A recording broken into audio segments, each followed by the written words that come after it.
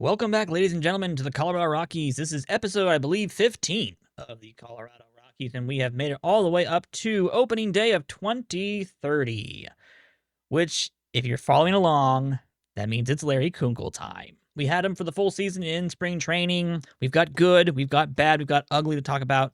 Let's get jumping right into it with our emails. Of course, we had 4 Gold Glove winners this offseason. We had, of course, Drew Romo and Charlie Condon.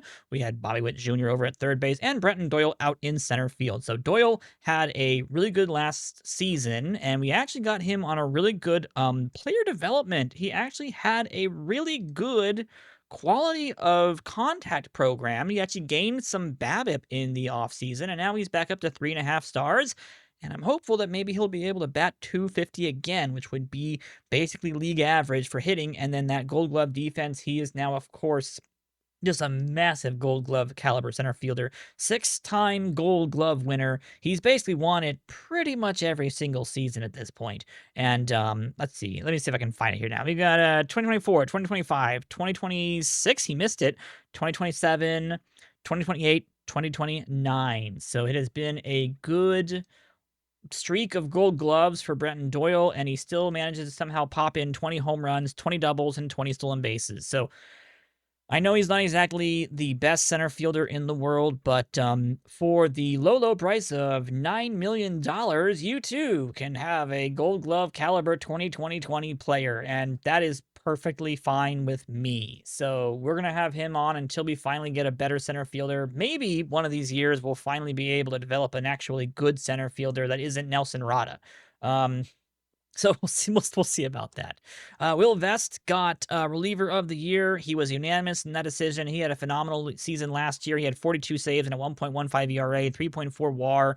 I'm surprised he did not win reliever of the year last year, the year before. That seems kind of weird, but he finished second last year, and now he is first this year. So congratulations to Will Vest. That $15 million is paying off very nicely.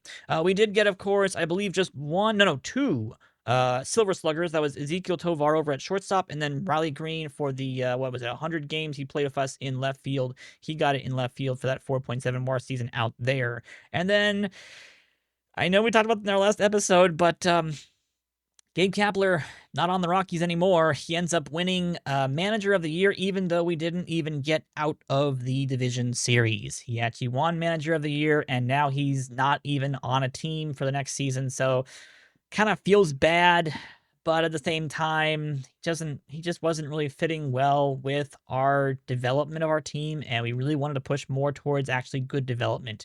Of course, as always, we had some more player discoveries and just findings over the course of the offseason. I think the biggest one was a pitcher. I think it was Mercado here. Yeah, 2.5 star pitcher potentially, 4.5 in AAA numbers. So he's pretty good. He could develop into something interesting. We're going to keep our eye on him. But then we did get into the international free agency signing period. We ended up picking up 2 prospects.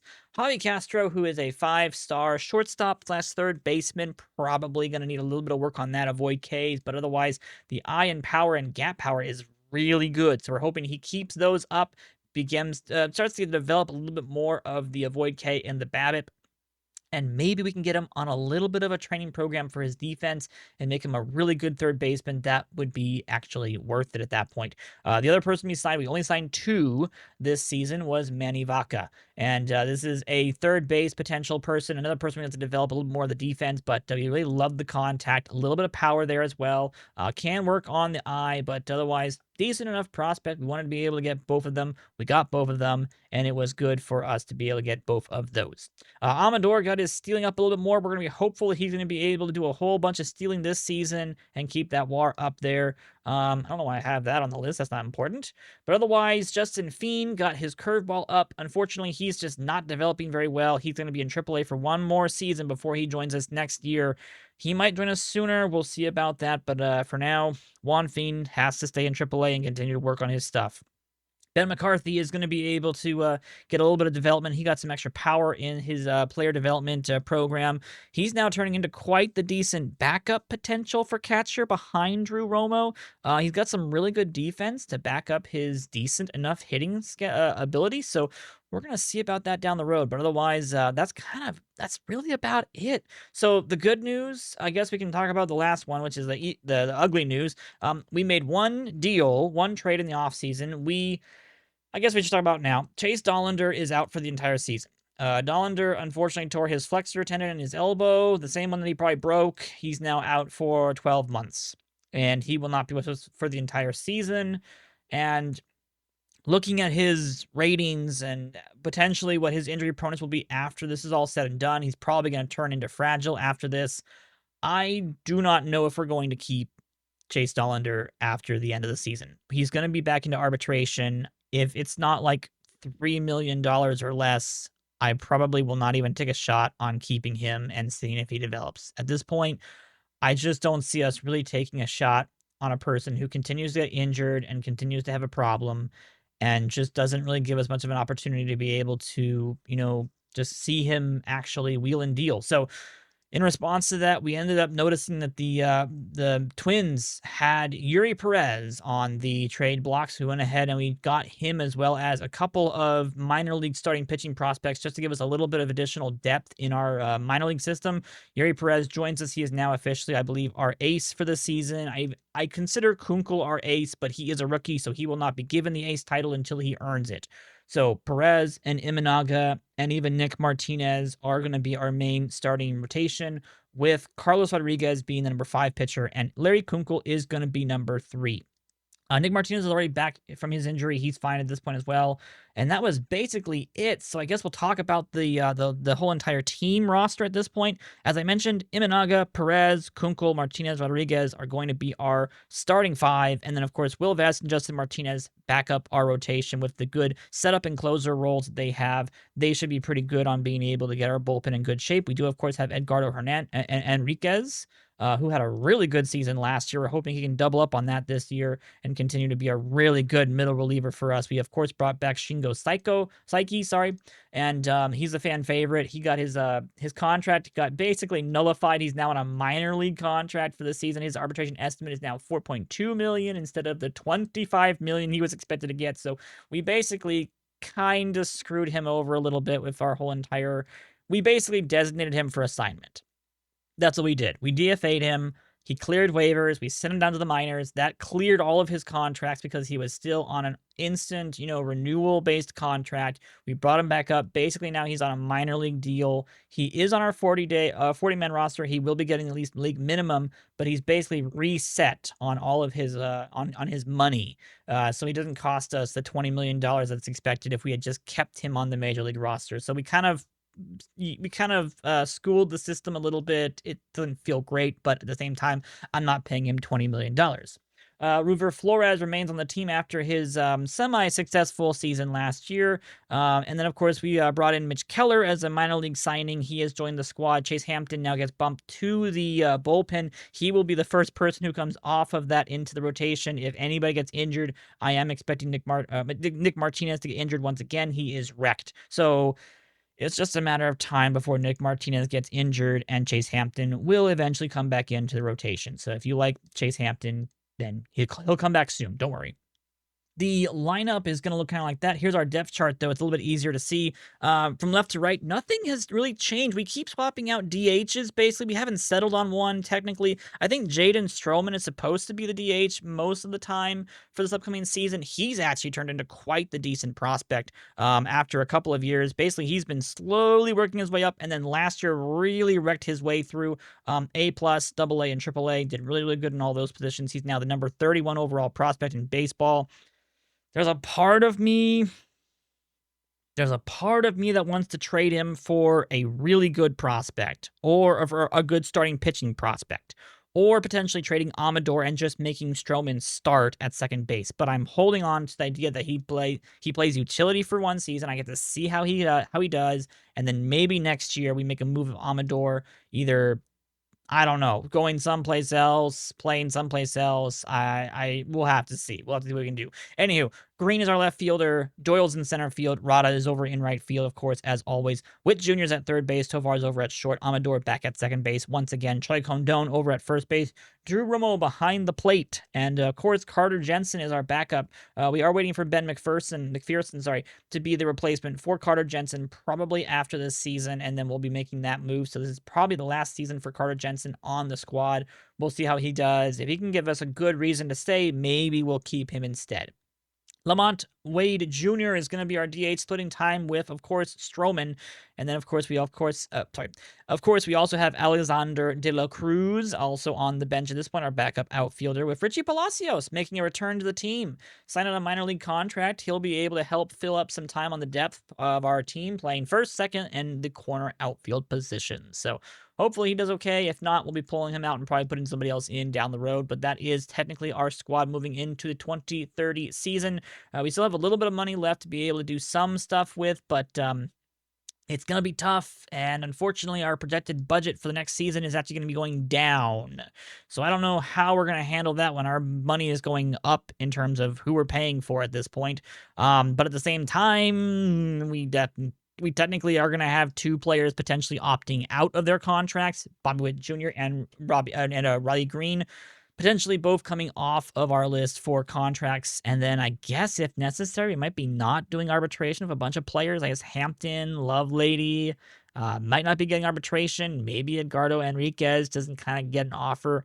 It just depends on kind of how we feel. I guess we could even think about, Amador might be the one person that for $18 million moving into next season for 5 years, I might think about moving him next off season just to see what we can get for him. And then it's just going to be a matter of time for, people like Kunkel. Yes, you guys can already see his arbitration estimates are 7.4 million, 13.5, 18.4, and $21.3 million. And I am certain that if I wanted to give him the full-length deal,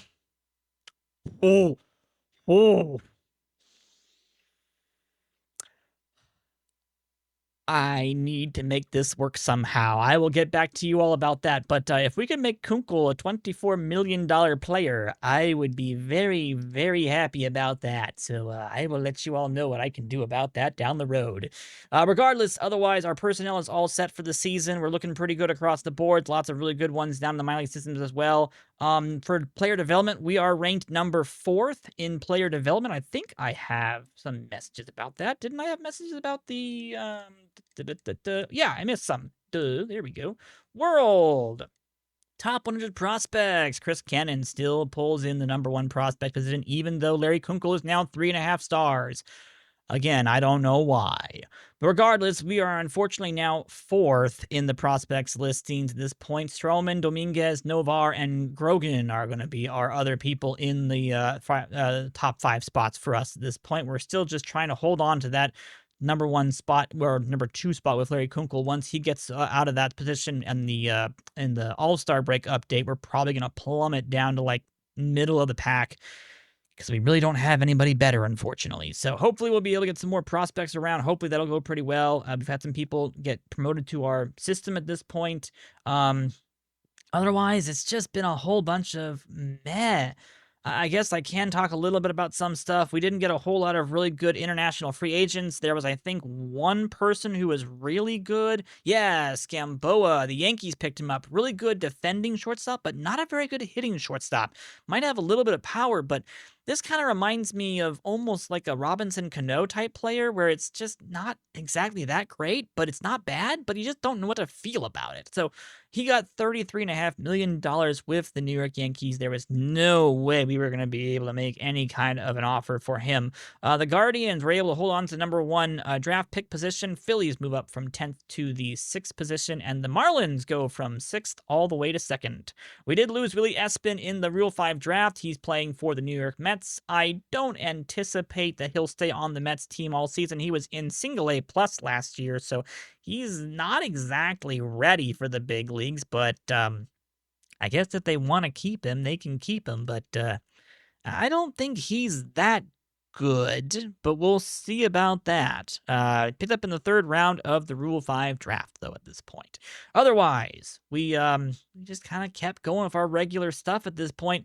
Again, it feels like there's a little bit of a power vacuum or like a quality vacuum in the game right now. We're kind of going between a transition of the old players like Bobby Witt Jr.'s who are now starting to get a little bit older. They're up into their mid-20s, upper 20s, almost 30 at this point for both him and Green at this point.